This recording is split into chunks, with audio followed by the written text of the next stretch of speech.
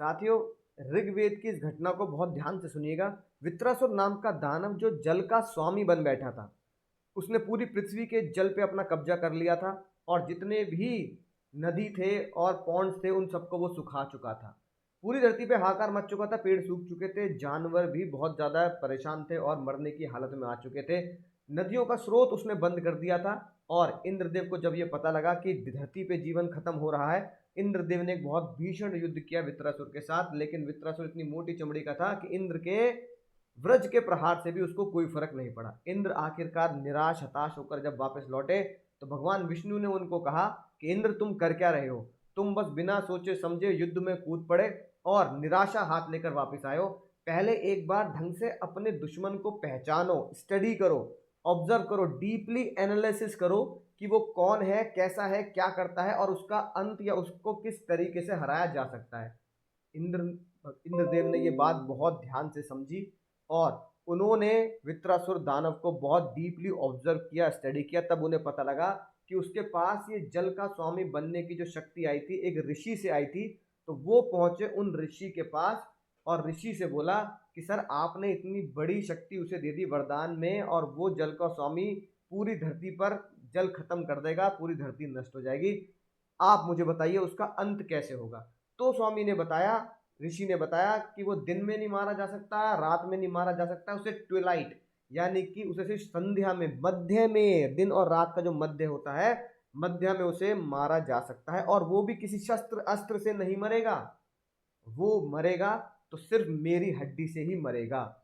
इंद्रदेव बहुत ही चरणों में उनके गिरे और कहा, साहब ऐसे तो सब कुछ खत्म हो जाएगा, अपनी हड्डी मुझे दे दीजिए जिससे मैं उस पर प्रहार करके उसका अंत कर सकूं। और ऋषि जानते थे एक ना एक दिन ये दिन आएगा कि हर दानव का, हर शैतान का यही अंत होता है। उन्होंने अपनी हड्डी दी, इंद्रदेव पहुंचे और बहुत ही छोटे अंतराल में ही उन्होंने वृत्रासुर को हरा दिया और मार दिया।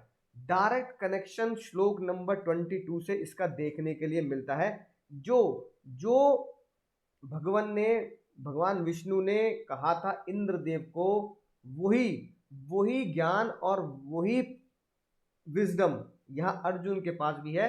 इस श्लोक में वो कहते हैं कि भगवान, मुझे जो मेरा जो रथ आपने खड़ा कर दिया है दोनों सेनाओं के बीच में, मैं ये देखना चाहता हूँ, ऑब्जर्व करना चाहता हूँ। श्लोक की पहली लाइन यही है, निरीक्षक, यानी कि मैं उनका निरीक्षण करना चाहता हूँ। जो लोग मुझसे युद्ध करने वाले हैं वो कौन है और कौन कौन इस युद्ध भूमि में मुझसे लड़ने वाला है। तो सबसे पहला, सबसे शानदार लेसन यही है जो ऋग्वेद की घटना और इस श्लोक से हमें पता लगता है। Observe, study, deeply analysis your enemy, जिससे आपको पता लगे कि किसी भी दुश्मन को, अपने किसी भी दुश्मन को किसी भी तरीके से हराना जरूरी नहीं होता, उसकी उस कमजोरी को जानना जरूरी होता है जिससे बिना प्रहार के भी वो आसानी से हार जाए। दूसरी सबसे खतरनाक बात, आप यहां पर अगर देखें तो कितनी खतरनाक साइकोलॉजी है अर्जुन की। अर्जुन कह रहा है कि मैं देखना चाहता हूं उन योद्धाओं को जो इस रणभूमि में, यानी इस रण के समुद्र में, आखिरी शब्द क्या लिखा है, रण समुद्र, यानी इस रण के समुद्र में मुझसे भिड़ने वाले हैं, लड़ने वाले हैं। क्या अर्जुन को आज ये पता लगा?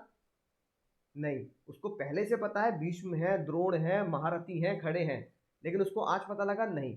वो इस दुविधा में है कि मैं फिर से देखना चाहता हूँ, यार मेरे घर वाले, मैं जो सामने है वो मेरे घर वाले मुझसे लड़ने वाले हैं।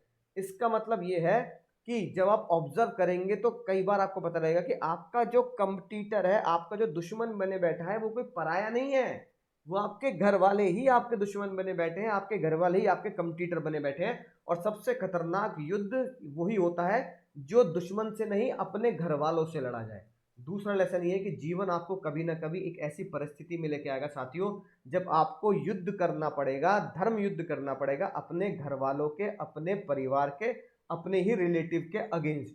अगर आप सच्चे हैं, आपकी अंतरात्मा, आपका दिल ये कहता है कि मैं सच्चा हूं, कृष्ण मेरे साथ है, उस युद्ध में आपको उतरना पड़ेगा, आपको उस युद्ध में जीतना भी पड़ेगा, चाहे आपके परिवार में कोई भी आपसे कितना ही बुरा या बैर रख ले।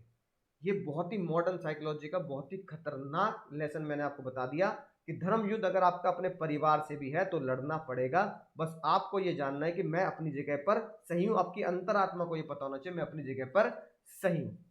तीसरा लेसन ये है कि चाहे दुश्मन हो, चाहे आपके घर वाले हो, चाहे कोई कंपटीटर हो, कंपटीटर के लिए सबसे बेस्ट एग्जांपल मिलता है हमें कोक और पेप्सी। कोक और पेप्सी इतने भयंकर धुरंधर एक दूसरे के कंपटीटर हैं कि वो एक दूसरे की डेली घटनाओं को स्टडी करते हैं, ऑब्जर्व करते हैं, डीपली एनालाइज करते हैं कि वो मार्केट में कैसे कर रहे हैं और हमें मार्केट में कैसे करना है। तो अगर आपके पास कोई दुकान, शोरूम, कॉर्पोरेट वर्ल्ड में अगर आप काम कर रहे हो तो अपने कंपटीटर को हराना है तो उससे डरना नहीं है, उसकी एनालिसिस को चेक करना है, उसके कॉन्सेप्ट को, उसके दिमाग को समझना है, चाणक्य नीति अपनाकर उसको ऑब्जर्व करना है कि मैं उससे आगे कैसे निकल सकता हूं।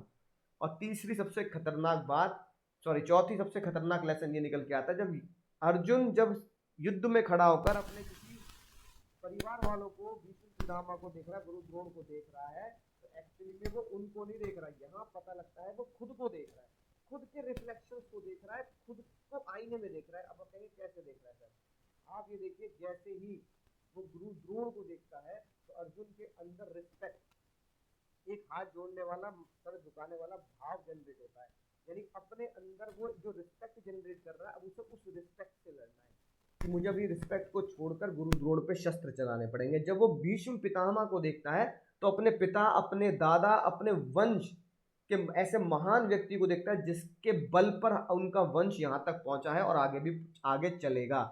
वो उनकी तरफ प्रेम और अफेक्शन से देखते हैं, यानी अब अर्जुन को अपने अंदर के अफेक्शन से और प्रेम से लड़ना पड़ेगा और उस प्रेम को दबाकर, अफेक्शन को दबाकर तीर चलाने पड़ेंगे भीष्म पितामह को। और जब वो दुर्योधन को देखता है तो वो अपने अंदर के गुस्से को उबालता है और फिर वो अपने अपने गुस्से का सामना करता है, यानी कि वो अपना रिफ्लेक्शन, सामने जितने भी लोग हैं सब आपके रिफ्लेक्शन है, आपको अपने रिफ्लेक्शन को, अटैचमेंट को डिटैचमेंट तक लेके जाना है। गुस्से को देखता है तो फिर उसे गुस्से पे कंट्रोल करना पड़ेगा और एक रणनीति से दुर्योधन से लड़ना पड़ेगा। यही हमारे साथ है, हमारी माता, हमारे पिता हमारे प्रेम का रिफ्लेक्शन है, हमारे गुरुजन, हमारे मेंटोर हमारे रिस्पेक्ट के रिफ्लेक्शन है।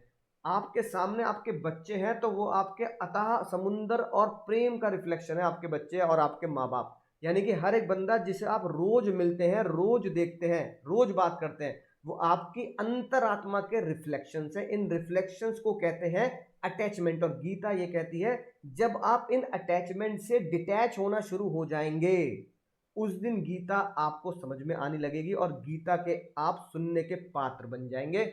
इन्हीं 4 लेसन्स के साथ मैं आपको कहता हूं प्लीज सब्सक्राइब कीजिए, शेयर कीजिए। मैं आपको अगले श्लोक में इसी डीप मीनिंग और एक बहुत ही शानदार कहानी के साथ हम फिर से मिलेंगे। जय श्री कृष्ण।